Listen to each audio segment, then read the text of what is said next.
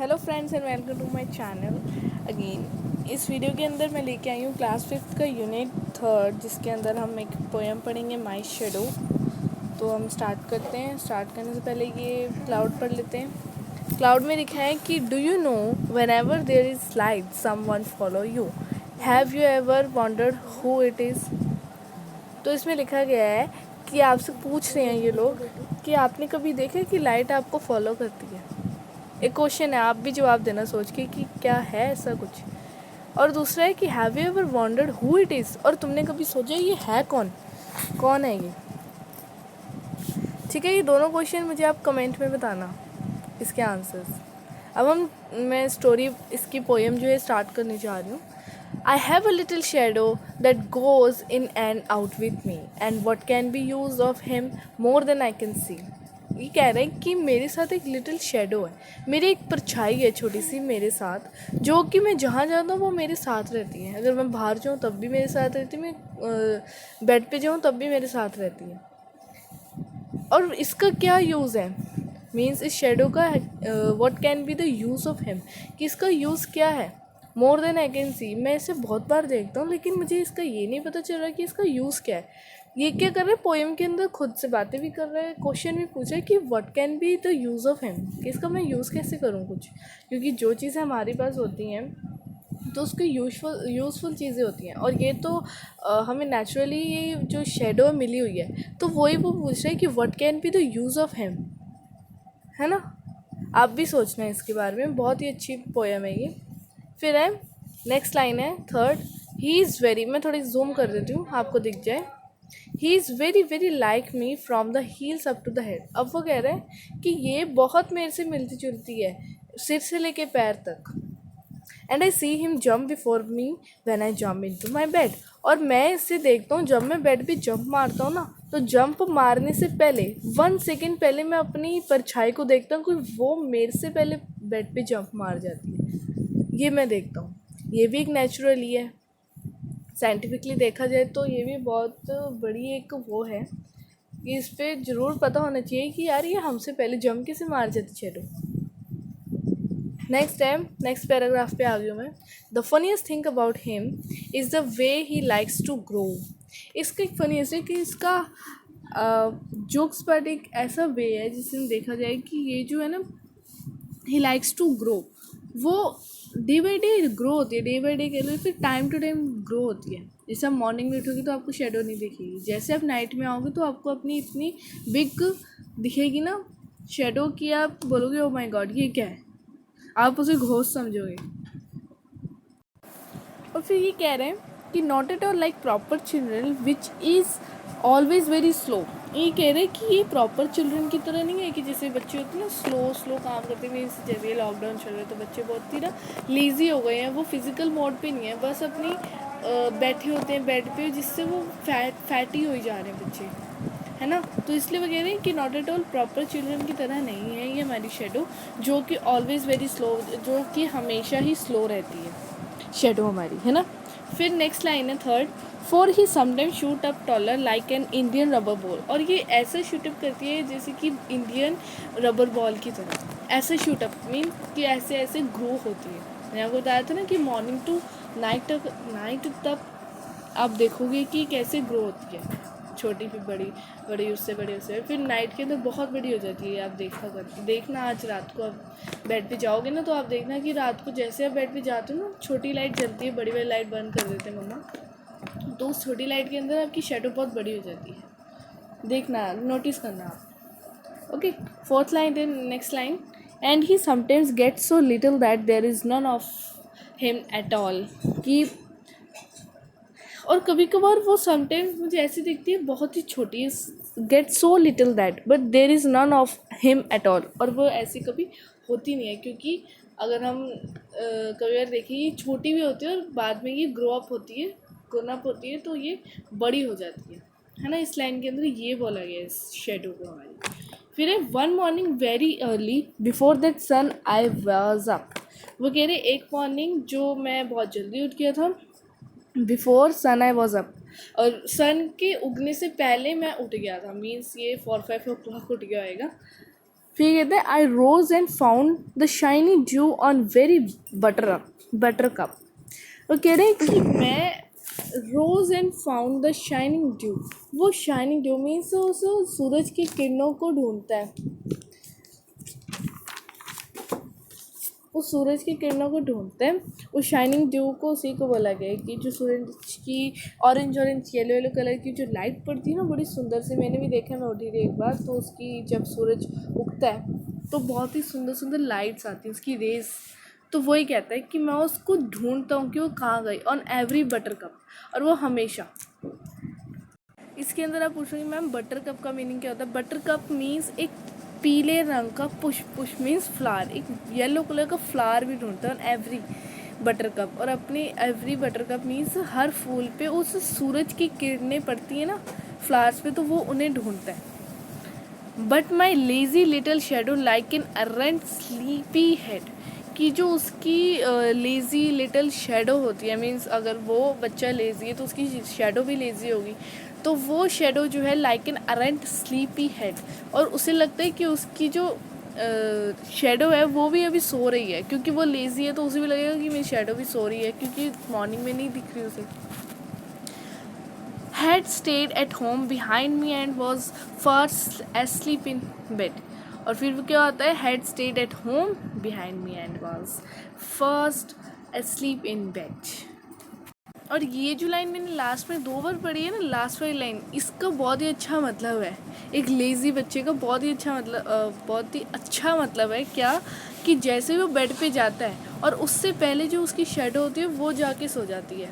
ये देखो यहाँ पे देखो, ये जैसे गर्ल जंप करा उसने अपने बेड पे इसने, तो उससे पहले इसकी जो शेडो थी वो स्लीप कर रही थी, है ना, उससे पहले ही वो स्लीप कर रही थी। तो उस लाइन के अंदर लास्ट में यही बोला कि जैसे मैं बेड पे गया वो मेरे पीछे से जाके फटाफट बेड पे सो गया। तो ये लाइन इसलिए मैंने तभी 2 बार पढ़ी थी, क्योंकि ये बहुत ही इंजॉयफुल और बहुत ही अच्छी लाइन थी लेज़ी बच्चों के लिए, क्योंकि आजकल मैं भी थोड़ा लेज़ीनेस दिखाती हूँ, बट नहीं, हमें वार्म अप करना चाहिए, हमें योगा करनी चाहिए सुबह उठते, और फिज़िकल मोड पे रहना चाहिए, इसलिए हमें लेज़ी नहीं रहना चाहिए ऑलवेज़। ओके, तो ये था हमारा चैप्टर जो कि अब ख़त्म हो गया। ये चैप्टर, ये पोएम लिखी है रॉबर्ट लुइस स्टीवेंसन ने, बहुत अच्छी पोएम है ये, और मज़ा भी आया हमें बहुत पढ़ने में, शेडो के बारे में बहुत कुछ अच्छा पता चला हमें। तो इसके अंदर न्यू वर्ड्स आपके लिखे हैं। इंडियन रबर बॉल का मतलब है a ball that can bounce very high, जो कि बॉल बड़ी तेज हम बाउंस हो के ऊपर तक, हाई टॉल तक जाती है ऊपर तक। बटर कप का मीनिंग होता है अ येलो फ्लावर, मैंने जो बताया था पीला पुष्प हिंदी में, वही होता है। एरेंट मतलब कि बैड, और एरेंट स्लीपी हेड मतलब कि कम्प्लीटली इनअटेंटिव मतलब कि ना ही वो ज़्यादा जागरूक हो, जैसे आप ऑनलाइन क्लासेस अटेंड करते हो तो आप इनअटेंटिव होते हो, मीन्स आप जगे हुए नहीं होते हो, नींद में होते हो और तुम वो क्लास अटेंड कर रहे होते हो, तो वो उसका मतलब होता है इनअटेंटिव। मैं वो थोड़ा कंफ्यूज हो रही हूँ, मुँह के अंदर ट्विज हो रही है मेरी। तो अब हम क्वेश्चन आंसर चलते हैं, हमारी पोएम हो गई है ख़त्म। ये जो वीडियो थी, ये जो वीडियो है, ये मेरी वीडियो है पूरी, ऑलवेज इसके मैं 2 पार्ट नहीं करूँगी, इस वीडियो के क्वेश्चन आंसर्स एंड पोएम इस वीडियो के अंदर दोनों हैं। तो ये वीडियो थोड़ी लंबी जाएगी, बट हाँ ये आपके लिए अच्छी है to watch till the end on video, और आप अच्छी तरह इस वीडियो को देखें। एंड अब हम क्वेश्चन आंसर स्टार्ट करने जा रहे हैं, तो आप एंड तक देखना, वीडियो बहुत ही अच्छी है, ये चैप्टर, ये पोएम बहुत अच्छा है। फर्स्ट क्वेश्चन है, who do you think your shadow looks like. वो पूछ रहे हैं कि तुम बताओ कि तुम्हारी थिंक से तुम्हारी जो शेडो है वो कैसी है। फिर सेकंड क्वेश्चन है, why do you think your shadow jumps into bed before you can. और तुमने ये भी सोचना है कि क्यों तुम्हारी शेडो तुम्हारे बेड से जाने से पहले तुम्हारी शेडो पहुंच जाती है बेड पे। ये भी तुमको क्वेश्चन पूछे, तुमने थिंक करनी, मीन्स सोचना है इसी बारे में। नेक्स्ट है, what time of the day do you think it is when your shadow is the tallest, why। हमने इसमें वाई भी बताना है और इस ऑप्शन में से कोई एक भी बताना है। तो इस ऑप्शन में से जो हमारा ऑप्शन नंबर है नाइट, उस नाइट को हम टिक करेंगे, क्योंकि जो नाइट ऑप्शन है, क्योंकि हमारी जो शेडो होती है वो नाइट में दिखती है बड़ी। और वाई क्यों दिखती है? बिकॉज जो लाइट होती है वो डिम हो जाती है और वो हमारी लाइट से एकदम से टॉल होके दिखती है। ठीक है, तो वाई का आंसर आप ये लिख सकते हैं। नेक्स्ट क्वेश्चन है, read the lines for the poem and answer the following. He is very very like me from the heels and the up to the head. Why does he refers to? Who does he? Me refers to, and why are he and me alike? तो ये तीनों के answers देने हैं कि ये poem तो आपने पढ़नी है और इसके अंदर किसको रेफ़र किया गया और ये मुझे क्यों बता रहा है, और why are he and me alike, और ये हम दोनों को क्यों कंपेयर कर रहा है। ये तीनों आंसर्स आप करेंगे। तो मैं, आपको पता ही होगा, मैं अपनी वीडियो के अंदर 2-3 क्वेश्चन तो बच्चों को होमवर्क में देती हूँ। तो ये वाला पार्ट जो होएगा ये आपका होमवर्क में होगा, बिकॉज आपको करना है और ये आपका, ये तो आपका ये पेपर में आएगा। लाइन्स ये स्टैंजाज होते हैं। हमें बताऊँ ना, ये जो पोएम के बीच में से ये आते हैं ना, ये चैप्टर के बीच में से 2-2 लाइनें आती हैं, तो उसमें से बताना होता है। तो ये स्टैंजाज कहते हैं इनको। तो इस स्टैंजाज के अंदर आपको बताना होता है कि इसके अंदर से जो ही है वो किसे कहा गया। ही इज़ वेरी लाइक मी, तो ही जो है, मैं इसका एक हिंट दूँ। हिंट के, चलो मैं इसको बता ही देती हूँ। ही पता है इसमें रेफ़र किया गया शेडो को। अभी हमने पढ़ा था ना ऊपर लाइन में, फर्स्ट पैराग्राफ के अंदर सेकंड लाइन थी ये, कि वो मेरी सिर से लेके पैर तक बिल्कुल मेरी जैसी है। कौन? Shadow. Obviously shadow, because chapter का नाम ही शेडो, तो ये शेडो ही हमारी जैसी है। तो सिर से लेके पैर तक शेडो हमारी जैसी दिखती है। नेक्स्ट 2 क्वेश्चंस आप करेंगे होमवर्क में, बहुत अच्छे हैं, आप समझ के करेंगे तो ये स्टैंजा आपका कंप्लीट हो जाएगा। लेट्स टॉक के अंदर है, work in pair and discuss the following. What would you do if a dog chase you. देखो, इसके अंदर हमने पेयर बनाने हैं। आपको एक सिचुएशन दे दी है कि डॉग जो है आपके पीछे भाग रहा है और आप भी डर के भाग रहे हो, बिकॉज यार अगर किसी के पीछे भी डॉग पड़ जाता है तो बहुत मुश्किल होता है उससे छूटना, और मेरे को तो बहुत डर लगता है डॉग से। तो इसके अंदर यही पूछा गया कि डॉग आपको चेजेस कर रहा है, मीन्स आपके पीछे भाग रहा है, आपको डरा रहा है, तो आप क्या करेंगे वही बताना। वो आपने पेयर बनाने हैं कि आप क्या करेंगे। पहली बात तो आप भागोगे और उससे बचोगे। नेक्स्ट है, you have forgotten your homework copy at home. और आप इसके अंदर बोलेंगे कि आप अपना होमवर्क करना भूल गए हैं, अब आप घर के अंदर होमवर्क कर रहे हैं, तो आप क्या करेंगे। घर के अंदर होमवर्क करते समय आप क्या करोगे। आपने घर के अंदर कॉपी करना है होमवर्क, तो आप क्या करोगे। नेक्स्ट है, you are alone in a room and light go out. Wow, कितना स्केयर है नहीं क्वेश्चन। फिर ये कह रहे हैं कि आप घर में अकेले और लाइट चली गई, तो आप क्या करोगे। बड़े अच्छे हैं कि जॉयफुल लेस सेंटेंसेस, आप इसके पेयर बनाएं। नहीं आए तो मैं आपको बनाना सिखाऊंगी और आप मुझे कमेंट के अंदर बता सकते हैं, तो मैं इस पर भी आपको वीडियो बना के दूँगी। फ़न टाइम है, तो फ़न टाइम के अंदर वही एक्टिविटीज़ होती हैं कि shine a torch behind your hand and see its shadow on the wall. आपने एक लाइट जलानी है और अपना हैंड आगे करना है, behind the light your hand, और उसे देखना है, आपकी शेडो दिखेगी। देखना पीछे ये दिख रही है ना, हैंड वैसे दिखेगी। ऐसे ही है, आप एक्टिविटी कर सकते हैं। वर्किंग टुगेदर करना है, मीन्स कि आपको ग्रुप के अंदर करना है, डिस्कशन करनी है। फर्स्ट क्वेश्चन है, वर्क इन ग्रुप ऑफ 5। मैं फिर से आपको बता दूं कि आप अपने फ्रेंड्स के साथ अभी ना मिले। ऑफकोर्सली आप तो अगर बाहर ही ना जाएं अभी बच्चे, क्योंकि कोविड पेंडेमिक चल रही है इतनी बड़ी, तो आप अपने घर में सेफ़ रहें और घर पे बैठ के अपने सिबलिंग के साथ ये वर्क करें, जो कि ग्रुप वाला वर्क है। ओके, तो आपके इसके अंदर बोला कि जो वर्क टुगेदर के अंदर है वो है, make a large hand on a plain sheet, mark the name of 5 finger, thumb and palm on the hand, use the hint giving blow. आपने अपना हैंड बनाना है, पाम, थम और फिंगर्स के नेम कर देने, नेमिंग कर देनी है। नेम करके फिर जो आपको क्लूज़ दिए गए हैं उसमें से आपको करना है, जैसे 4, मिडल, रिंग, स्मॉल, थम। ये जो बॉक्स के अंदर दिए गए हैं ना पिंक कलर के, ये इसको यूज़ करते हुए आपने अपना हैंड बनाना। देखो ऐसे ऐसे ऐसे से ऐसे, सॉरी मेरे को हैंड ड्राइंग अब इस पर नहीं बन रही है चीज़ ना, तो ऐसे आपने बनाना है इन वर्ड्स को यूज़ करके। नेक्स्ट क्वेश्चन है, do the actions as given below and observe which part or finger of your hand is being used. इसके अंदर कुछ आपको ये सेंटेंसेस दिए गए हैं और आपने अपने हैंड्स के साथ करने हैं, और फिर देखना कि कौन से हैंड का पार्ट आपका मूव कर रहा है, कौन सा इस्तेमाल हो रहा है इस चीज़ों के अंदर। जैसे पॉइंट एट अ डोर, आपने डोर पे एक पॉइंट बनाना है तो आप किससे बनाओगे? अगर मैं करूँ तो मैं अपनी फर्स्ट फिंगर से करूँगी। थंब की जो साइड वाली फिंगर होती है, बड़ी वाली जो फिंगर होती है बीच की, उसकी साइड वाली फिंगर, वो वाली फोर आएगी।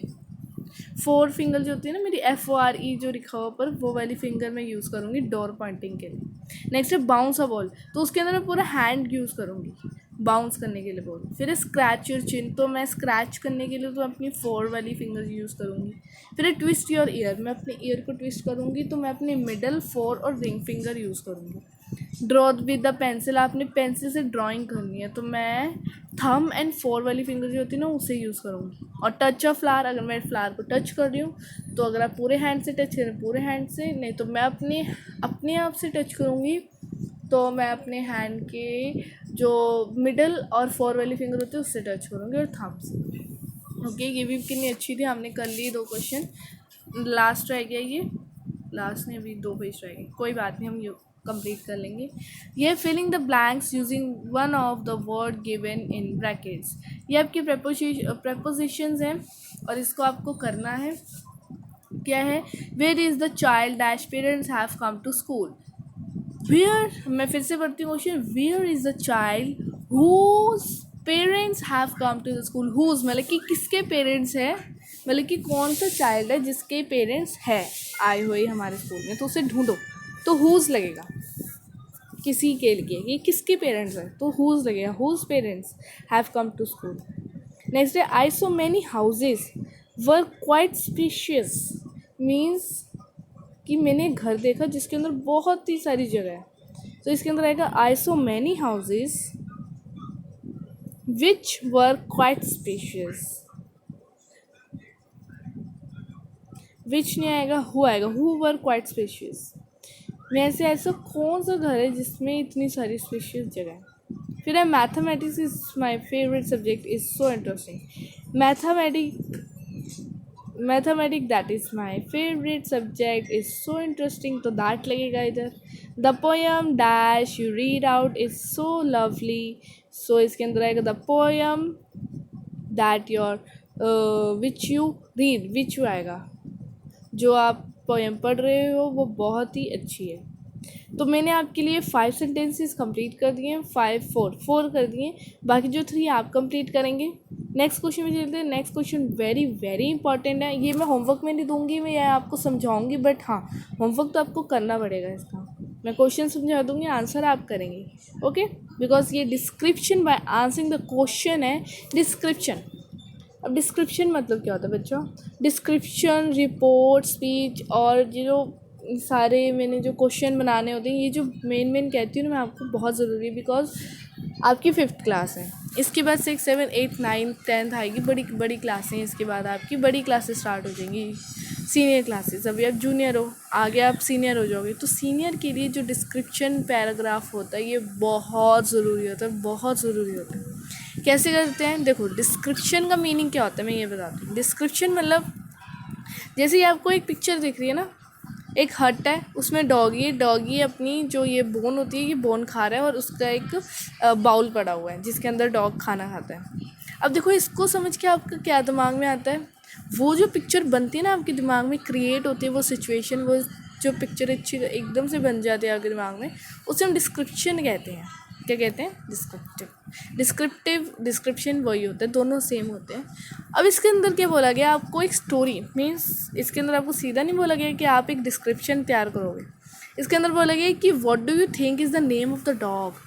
देखो, जब भी हम डिस्क्रिप्शन पैराग्राफ लिखते हैं ना, तो उसके अंदर हम जो हमको पिक्चर दी गई होती है उसके बारे में हम कुछ अपनी तरफ से नेम देते हैं, उसकी पर्सनालिटी सब देते हैं।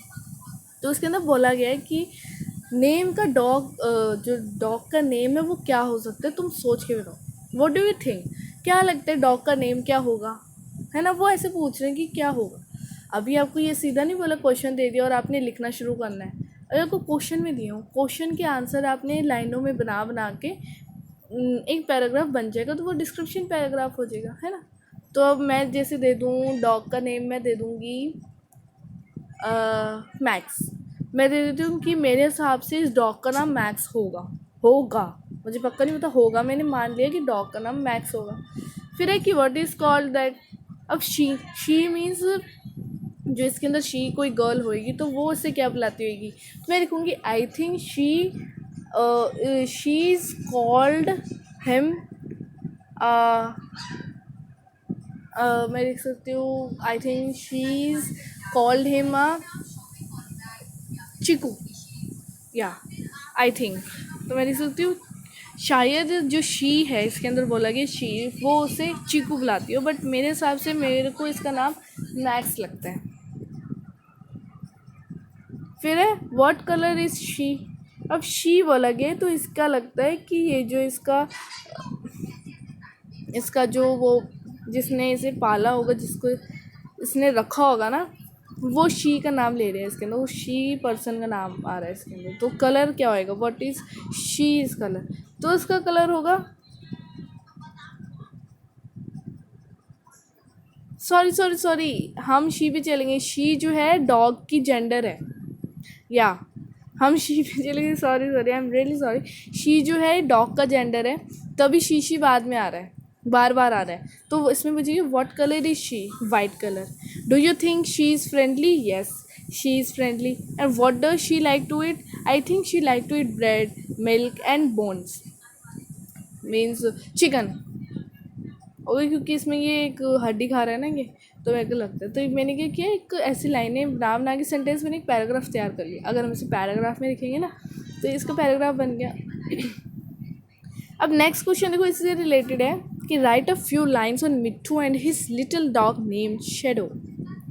देखो इसके अंदर क्वेश्चन में ट्विस्ट देखो क्या है, बोला कि write a few lines on मिट्ठू, मिट्ठू के ऊपर आपने कुछ लाइन्स लिखनी है, and his little dog name shadow. इसके अंदर जो है एक बच्चा है, उसका नाम मिट्ठू है, उसके ऊपर लाइनें लिखनी है, और उसका जो लिटिल डॉग है, उसका जो छोटा सा कुत्ता है, कुत्ता डॉग जो है उसका नाम शेडो है। तो उस उन दोनों के ऊपर हमने लाइन्स लिखनी है।